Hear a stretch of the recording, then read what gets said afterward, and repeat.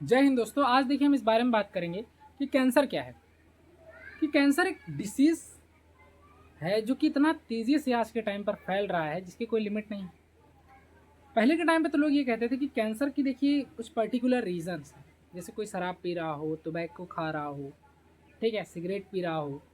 तो ये सब एक पर्टिकुलर रीज़न थे जो इनकी वजह से कैंसर होता था, आज भी होता है। लेकिन आज के टाइम पर जो नहीं भी खाता है, नहीं भी इन सब चीज़ों का इस्तेमाल करता है, उसे भी कैंसर हो रहा है। तो इसके पीछे रीज़न क्या है, इस बात को हम समझते हैं। देखिए, अगर 2 मिनट के लिए मैं ये कह दूं कि कैंसर कोई बीमारी नहीं, कैंसर कोई बीमारी नहीं, तो आप कहेंगे भैया ये क्या कह रहे हैं, कैंसर कोई बीमारी नहीं तो लोग मर कैसे रहे हैं? तो देखिए इसके पीछे का लॉजिक समझिए। कैंसर एक अनकंट्रोलेबल डिवीजन ऑफ सेल है। कैंसर क्या है? अनकंट्रोलेबल डिवीजन ऑफ सेल, यानी कि अनकंट्रोलेबल ग्रोथ्स ऑफ सेल। जब कोशिकाओं का हद से ज़्यादा विभाजन होने लग जाए, कोशिकाओं का हद से ज़्यादा उत्सर्जन होने लग जाए, पुनः निर्माण होने लग जाए, जितनी उसके रिक्वायरमेंट नहीं है उससे ज़्यादा, तो वो क्या हो जाता है? कैंसर बन जाता है।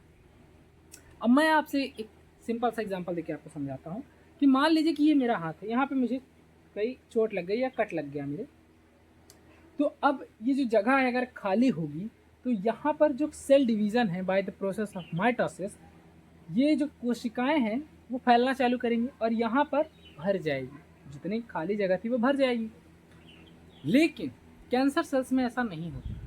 कैंसर सेल्स में दरअसल क्या होता है कि जहाँ पर जिसकी ज़रूरत नहीं है, अगर सेल डिवीज़न हो रहा है, नॉर्मल सेल्स में ये होता है कि सेल डिवीज़न हुआ और जितनी उसकी रिक्वायरमेंट थी उतनी डिवीज़न हो गया तो ख़त्म। लेकिन इसमें रिक्वायरमेंट से ज़्यादा सेल डिवीज़न हो जाती है, हद से ज़्यादा। तो जब कोशिकाओं का हद से ज़्यादा उत्सर्जन हो जाएगा, वो भी अलग, नॉर्मल सेल्स नहीं, अलग डिफिकल्ट सेल, मतलब डिफरेंट सेल, तो वो क्या होती है? कैंसर सेल्स का रूप ले लेती है। अब सोचने वाली बात यह है कि जो बॉडी से अलग सेल्स है, जो बॉडी से अलग कोशिकाएं हैं, so how it is survive eight in our body. तो यार देखो, बात ये है कि हमारे बॉडी की जो ब्लड वेसल्स होते हैं, जो कोशिकाएं होती हैं, कोशिकाएं नहीं, जो नसें होती हैं, ब्लड वेसल्स, जिनके थ्रू ब्लड का आदान प्रदान पूरे शरीर में होता है, तो ये क्या काम करेगा कि किसी भी एक पर्टिकुलर एरिया को पहले पकड़ेगा। फर्स्ट स्टेज में जो कैंसर होता है एक छोटे से एरिया में, एक कैप्सूल के साइज का होता है, और फिर वो कैप्सूल के साइज से बाहर निकलता है। अब सोचने वाली बात यह है कि ये सर्वाइव कैसे करता है। तो ये क्या काम करता है कि एक जगह पहले तो इकट्ठा हो जाता है और वहाँ से ग्रोथ करता है, और जितना इसे न्यूट्रिशन की ज़रूरत है, ये जो अगल बगल से ब्लड वेसल्स जा रही होती हैं, ये इन ब्लड वेसल्स पर अपना कब्जा जमा लेता है। इन ब्लड वेसल्स को जाना था नॉर्मल और हेल्दी सेल्स में, लेकिन ये चली कहाँ गई? कैंसर सेल्स में। जो न्यूट्रिशन नॉर्मल सेल्स को पहुंचना चाहिए था वो कैंसर सेल्स को चला गया। तो जब बॉडी के अदर पार्ट्स को न्यूट्रिशन मिलेगा ही नहीं तो बॉडी कहाँ से सर्वाइव करेगी?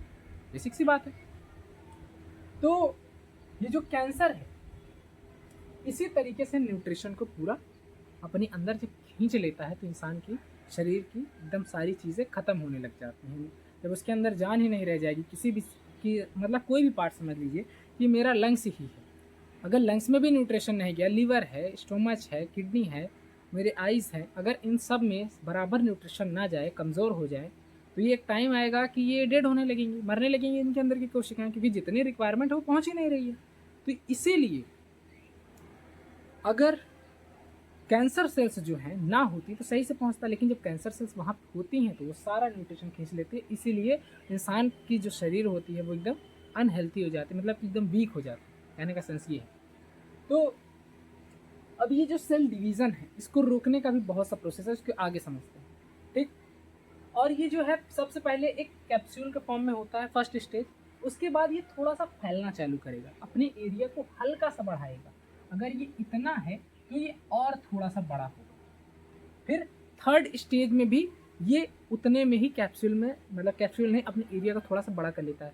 और फोर्थ स्टेज में कैंसर क्या काम करता है कि एक ऑर्गन से निकलकर दूसरे ऑर्गन तक अपना कब्जा जमा लेता है। एक जगह से छोड़कर जब दूसरी जगह अपना ये कब्जा जमा लेता है तो वो भी पार्ट इससे इफेक्टेड हो जाता है, और धीरे ही धीरे जब फोर्थ स्टेज में जब दूसरे पार्ट पर इफेक्ट करता है तो इंसान डेड हो जाता है, ठीक।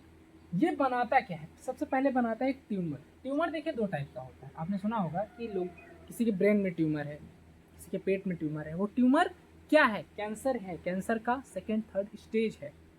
ठीक, अगर जितना जल्दी इसमें पता चल जाती उतनी अच्छी बात होती, क्योंकि कैंसर जितना आगे चला गया तो फिर उसको बचाना बहुत मुश्किल है, क्योंकि इसकी कोई बेसिक इलाज नहीं है।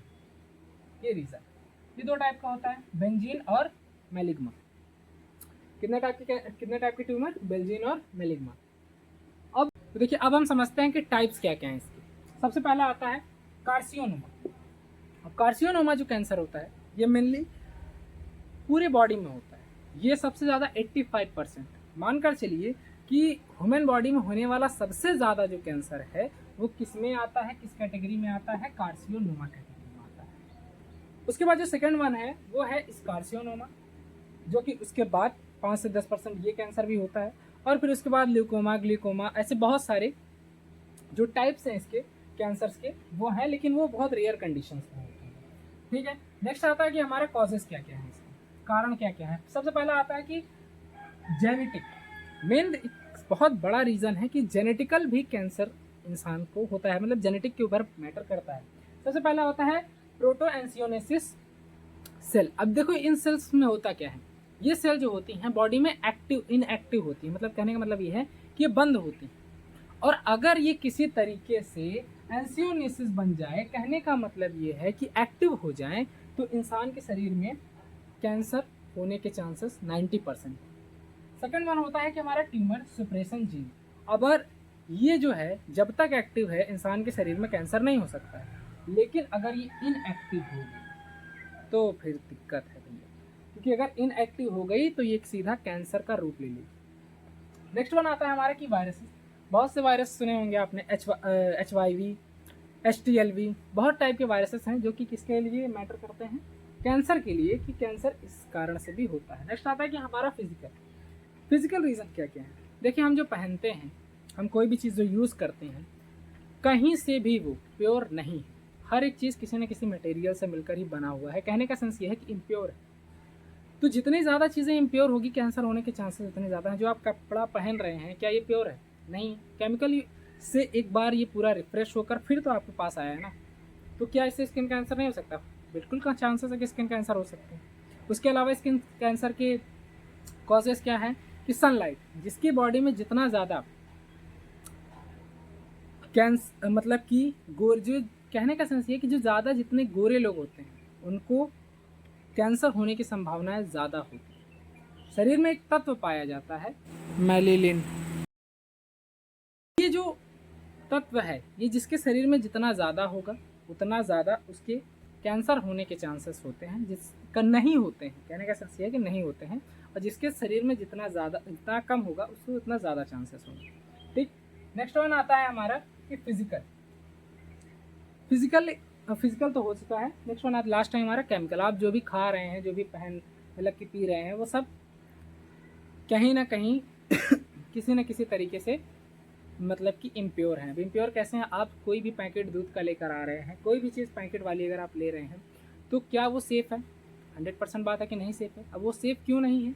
क्योंकि उनके अंदर प्रिजर्वेटिव मिला होता है। अब जिन भी चीज़ों के अंदर प्रिजर्वेटिव मिला होगा, वो जाहिर सी बात है कि बहुत सारे केमिकल से मिलकर बना है। प्रिजर्वेटिव तो ऐसे तो बनता नहीं है कि नेचुरली हम ऑक्यूपाई कर लें उसको। Preservative they are not be available by the nature. That means कि preservatives are 100% waste as for us. इसके कहने का मतलब ये है कि जिन भी चीज़ों के अंदर प्रिजर्वेटिव है वो नुकसानदायक है हमारे लिए। तो यानी कि केमिकल युक्त जो भी हम खा पी रहे हैं, गेहूं हम खा रहे हैं, चावल हम खा रहे हैं, क्या उसमें फर्टिलाइज़र नहीं लग रहा है? सबसे चांसेस है। तो अब कहने वाली बात ये होती है कि सोचने वाली बात ये है कि डिटेक्शन इसके क्या क्या है, हम इससे बचाव कैसे करें। सबसे बड़ा जो बचाव करने का तरीका है वो है अवर बॉडी का स्टैमिना। इंसान के शरीर के अंदर डेली कैंसर सेल बनती हैं, डेली डिस्ट्रॉय होती हैं। ऐसा कोई दिन नहीं होता जब कैंसर सेल ना बने। इनसे बचने का तरीका है कि अपने बॉडी का स्टैमिना मेंटेन करके रखें। जितना ज़्यादा एक्सरसाइज करेंगे, जितना ज़्यादा आप खेलेंगे, कूदेंगे, दौड़ेंगे, उतना ज़्यादा ही जो शरीर है वो वेल मेंटेन होगी। तो जब बॉडी मेंटेन होगी तो कैंसर होने के चांसेस कम होंगे। इसके अलावा बहुत से भी तरीके हैं, जैसे कि सर्जरी के थ्रू भी हम कैंसर को बाहर निकाल देते हैं, रेडिएशंस के थ्रू भी, और कोबाल्ट और रेडॉन की एक थेरेपी होती है जिससे भी हम कैंसर सही कर सकते हैं। और अगर हम केमियोथेरेपी की बात करें, अगर हम आयुर्वेदिक में जाएं तो एक सदाबहार नाम का प्लांट होता है, उससे भी कैंसर से काफ़ी बचाव किया जाता है। सो अगर आपको कोई डाउट हो तो इंस्टाग्राम अकाउंट पर यहाँ लिंक कर रहा होगा, आप पूछ सकते हैं। मिलते हैं किसी नेक्स्ट वीडियो में नेक्स्ट टॉपिक के साथ, तब तक के लिए जय हिंद जय भारत।